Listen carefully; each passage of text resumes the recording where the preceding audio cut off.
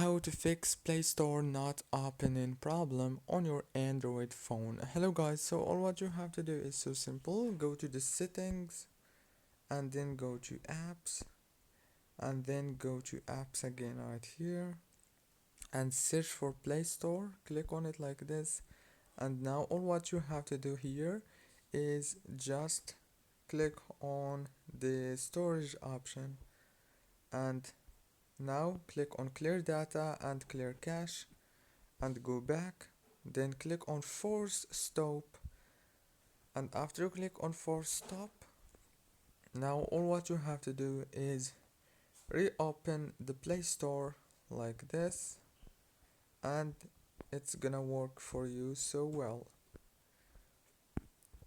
This options and this solution will also help you to fix another problems. So try it, and I hope you leave a comment, and don't forget to restart your phone after you try these options. See you later.